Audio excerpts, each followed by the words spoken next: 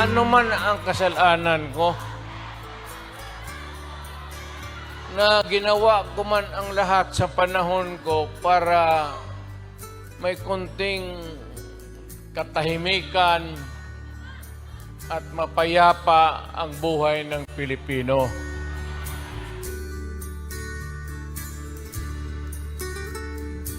Marami akong ginawa na hindi nagustuhan ng iba, o maybe lahat, but I did it for my country.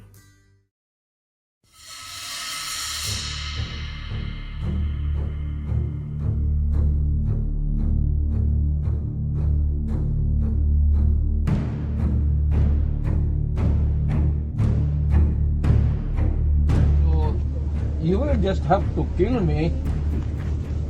Kung hindi ako papayag, kung kakampi ka dyan sa mga puti.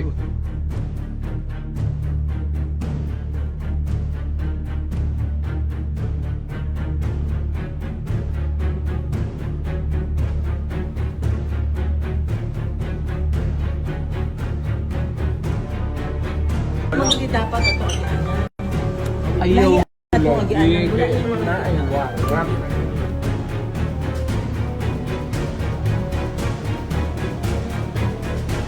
Dito po kami ngayon ni Dr. Agnes. Sisiguraduhin lang namin na maayos po ang kalusugan ng dating Pangulong Duterte. Actually, schedule po siya bukas ng medical check-up niya. May gagawing procedure.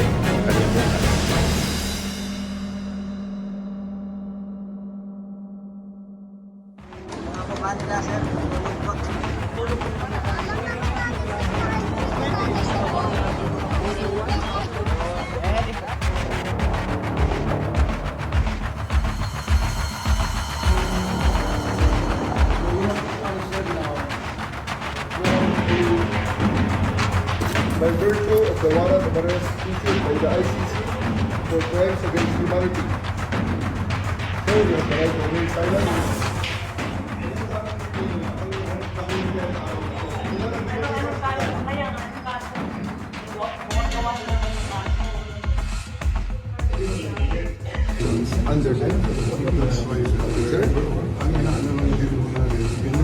Sir, ganito. Ito na sinasabi ko, sir, na we can do this the hard way.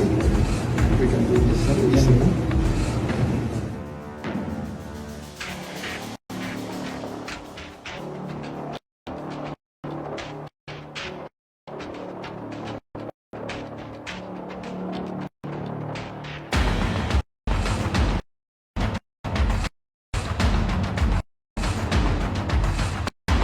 Waiting Sir, for sir, I'm just- I'm her daughter.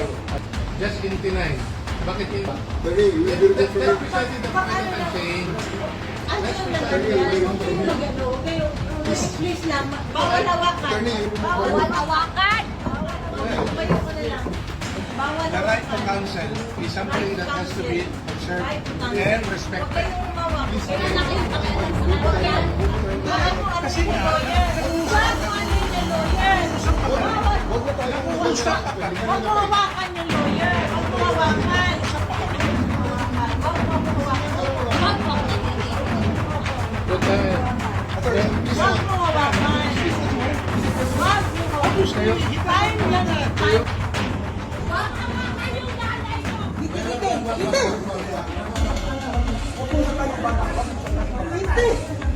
Akin na yung anak ko. Akin na yung anak ko. Akin na. Halika dito na. Halika dito na.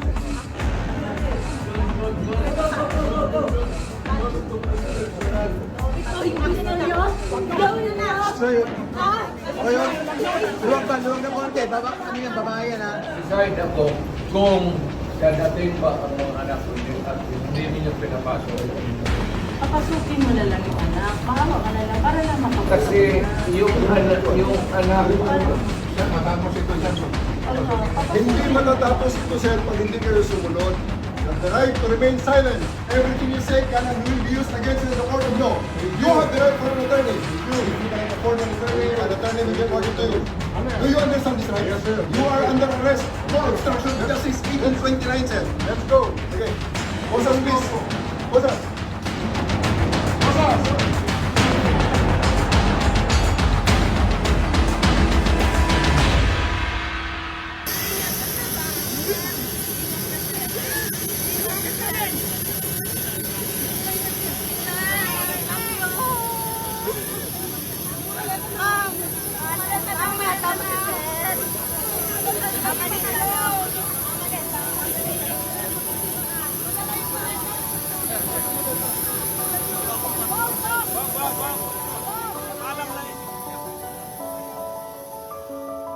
Wala tayong magawa eh kung susunod sila sa yung Philippine National Police, kung susunod sila sa illegal na mga orders, wala tayong magagawa. Eh, yun yung desisyon ng Philippine National Police eh, mag-implement sila ng illegal orders. This is the saddest day in Philippine history. Kayo na po ang humusga. Pilipino dapat ang humusga. Nakakalungkot. At this age, 80 years old, dinala pa ang bayan. Please pray for his safety and health.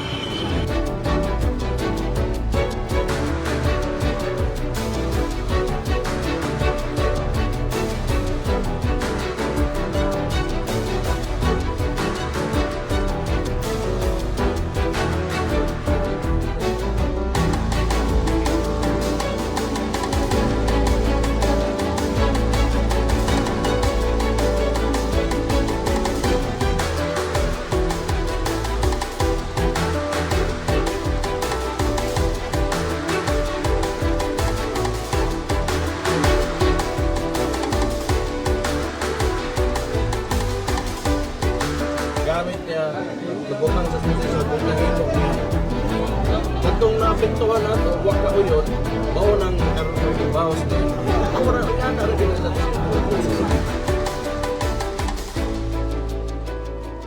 To my countrymen,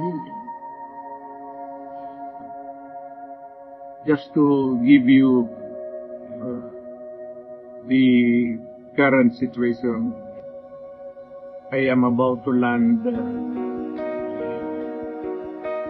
sa Cape. Galing ako Dubai sa Port for it's a long haul, it's a long flight. Okay ako. Doon na Torre. And I think it has something to do with the law and order noon. At sinasabi ko naman sa mga pulis, military na trabaho kayo at po ang managot. So ito na nga. For all of the whatever happened in the past, ako na yung nag-fraud sa ating law enforcement pati military. Sinabi ko na I will protect you and I will ako ang managot sa lahat. This will be a long legal proceedings. But I say to you, I will continue to serve the country and so be it. Kung gano'n ang kaligod. Salamat.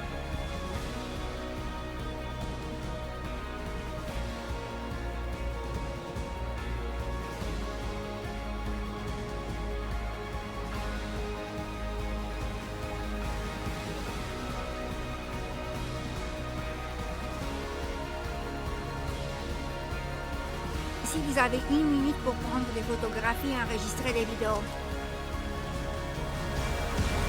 Madame la greffière peut annoncer l'affaire, s'il vous plaît. I am Rodrigo Roa Duterte. I ahead. My first middle name is Rola. My surname is Duterte.